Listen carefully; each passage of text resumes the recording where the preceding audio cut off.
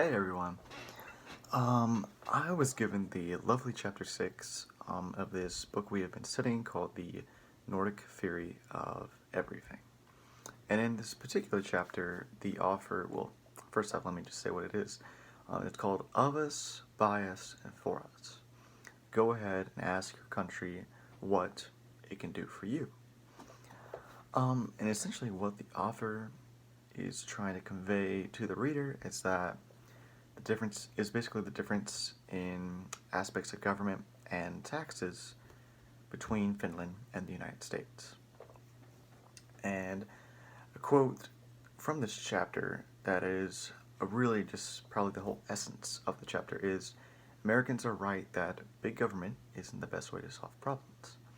The secret of Nordic success is not big government, it's smart government. And so a key theme is that America, which we all know has a very large, very complicated system of governing and of government itself. And it's just a very overcomplicated and very, just very stressful kind of system, you know. For those of us that do taxes, it is the most bizarre and stressful thing, one of the most stressful things we can imagine, really.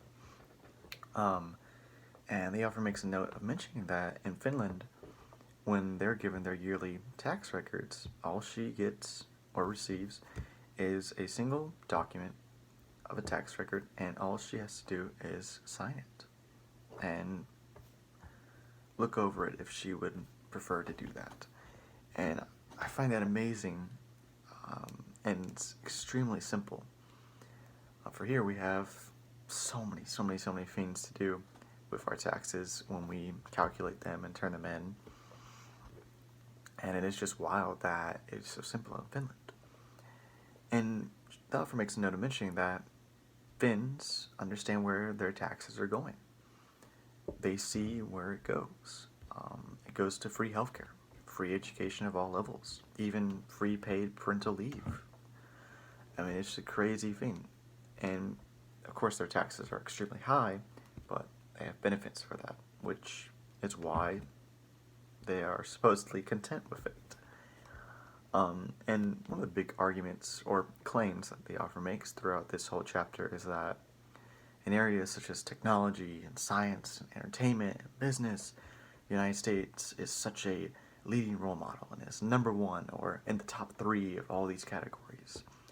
But in the area in terms of government, it is dead last because of its overcomplications and stressful use of things that can be so simple and have proven that and have been shown to be so simple when done correctly.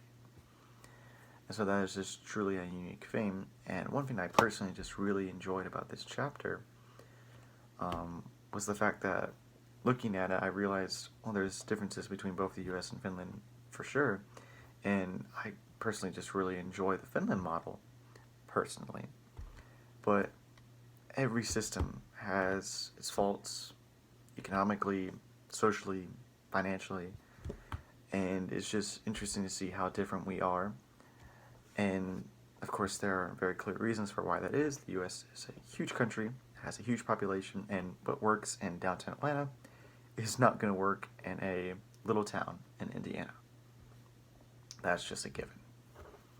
One thing that I would kind of like to, well, not really critique, but one thing that I would personally just say could be improved upon is just a better, overall, some better knowledge about the inner workings of the United States. Because as I just said, what works in Atlanta does not work for small town Indiana. And the author kind of fails to notice that little fact, and she just makes a claim that you should just change the whole system to something that's smaller and more simple. And while that would be an amazing thing to do, it's virtually impossible because of the vast differences in the United States.